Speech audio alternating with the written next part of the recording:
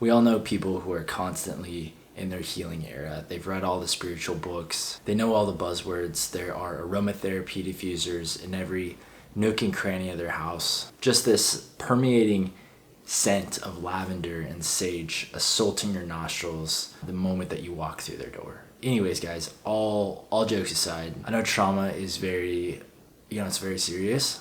All of us, I believe, have a level of healing that we need to go through in order to unlock, this higher version of ourselves. I'm speaking specifically about these healing influencers, this misguided group of people that have weaponized spirituality to bolster their own ego. And in doing so, they harden the hearts of the naive. To me, this is covert narcissism. It's this notion that if something does not serve me, then by default, I'm going to reject it. And so my question is like, what are you going to do when your mom is 90 years old? She's not able to help you, provide for you. You're the one that has to feed her. You're the one that has to take care of her. And the ego loves this stuff, man. It loves to be offended, and it loves to defend itself in the presence of others when it feels like it's wronged. It's like we're in a day and age now where spiritual bypassing has officially bypassed us. One of the most common examples that I see nowadays are in relationships, especially romantic ones. Dating apps provide you an endless list of potential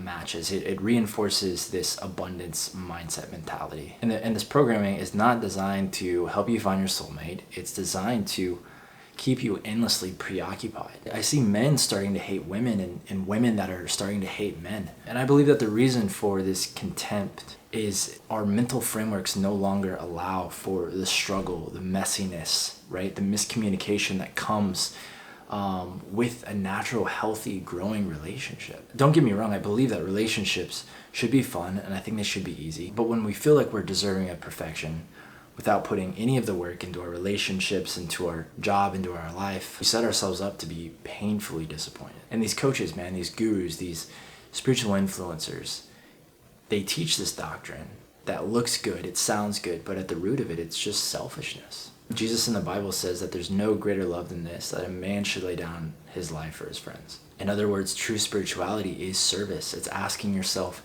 how can I give myself today? How can I show up to my spouse, my friends? Like, what can I give to the people around me? One of the most common misconceptions as to why people are adverse to serving is not found in the act of service itself. It's feeling unworthy of the possibility of reciprocated appreciation, right? It's like the world that we live in is vibration and frequency. We know that. So therefore, I cannot receive from others that which I have not been able to receive myself, that which I am not able to give to myself. So then get this, it's like service is the ultimate act of self-love. And so any of this new age spirituality that ultimately does not point to this end result of love and service, man, is not authentic spirituality. What you have is just a coping mechanism. One of the best quotes I ever came across was from Mark Manson. He says, "The avoidance of suffering is suffering. Hiding what is shameful is in itself a form of shame." You need to understand that pain is your best friend. We've all been conditioned to believe that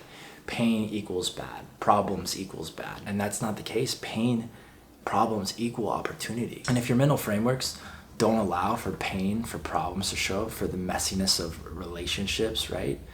The effort that you have to put in, then it's like all of a sudden, everything is going to feel like a threat to your ego. So you have to normalize sitting with your discomfort, right? You're not above it, you're not below it. Be beside it, be next to it. Allow it to be there. You have to keep it real with yourself, man. I've said this before in other videos. It's like the human experience is allowing yourself to feel the full spectrum of human emotion, not just the live, laugh, love. Last thing I want to close with is like, man, all these people that we look up to, that we esteem, that we consume content from, they're all in the business to make money. There's nothing wrong with that. The online space of influencers is a $20 billion industry, right? It's here to stay, love it or hate it. The healing coach place is very interesting though, because its ideal client, the ideal avatar that, the people that you're trying to help are people that are already in a very emotionally vulnerable place. And social media has us in this bubble. It has us in a vacuum where it's possible to curate any image of yourself that you want to the world. It's like, man, they've got a microphone. they've got this podcast, they have a large following. What they're saying must be true, it must be fact. And this isn't always the case. So I think I'm just gonna end this right here, guys. It's like the solution to your problems is always in here.